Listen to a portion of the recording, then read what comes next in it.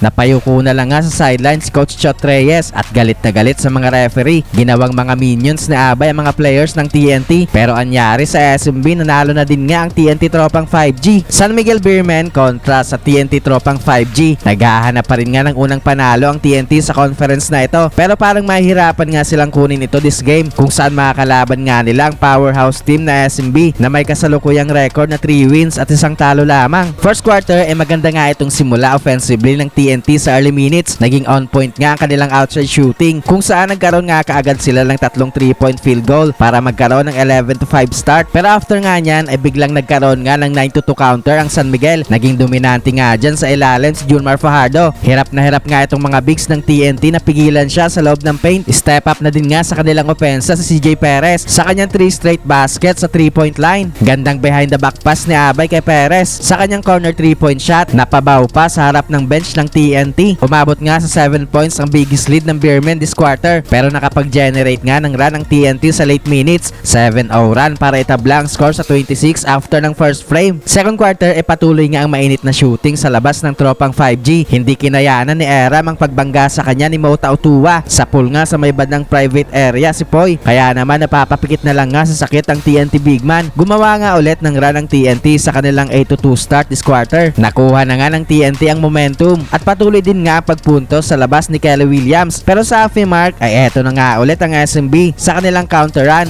7-0 run. Grabe nga itong height advantage ni Fajardo sa game na ito. Nagmistulang mga minions sa mga TNT players sa kanyang another basket sa ilalim at may kasama pa nga itong foul. Galit na nga itong si Coach Chot Reyes sa mga referee matapos hindi ito sumang-ayon sa tinawag na foul kay Abay. Napapaupo na lang nga at napapayuko si Coach Chot sa sideline. Dikdikan na nga ang laban sa late minutes. Pumabaon pa ng 3 sa Nambatak at na buzzer para bigyan ng 5-point lead ng TNT. 44-39 halftime. Third quarter ay naging agresibo nga kaagad sa loob ng paint ang SMB, kung saan nagkaroon nga sila ng 3 sunod na basket sa ilalim. Step up na din nga offensively si Wami Chongson sa kanyang back-to-back 3-pointers para mabawi ang kalamangan sa TNT. But again, may counter nga kaagad itong TNT. Biglang ang to make over si Calvin Oftana na sumunod-sunod ang basket sa late minutes. Kasama dyan ang kanyang 2 3-pointers. Balik na nga ulit sa TNT ang momentum, kung saan lamang na nga sila ng 9 points after ng third frame sa score na 71-62. Fourth quarter ay tuloy nga pag-control sa game ng tropang 5G. Pansamantalang ang umabot sa double digit ang kanilang kalamangan sa early minutes, pero hindi nga basta-basta magpapaiwan itong SMB, kung saan nagkaroon nga ulit sila ng counter run. Biglang uminit ang outside shooting ni Wami Chongson na nagkaroon ng 2 sunod na 3-point shot, pero hindi nga na-maintain ng SMB ang kanilang run na yan. Nagkaroon pa ng big 3-point shot si Simon Enciso with under 1 minute para i-secure ang unang panalo ng TNT tropang 5G this conference.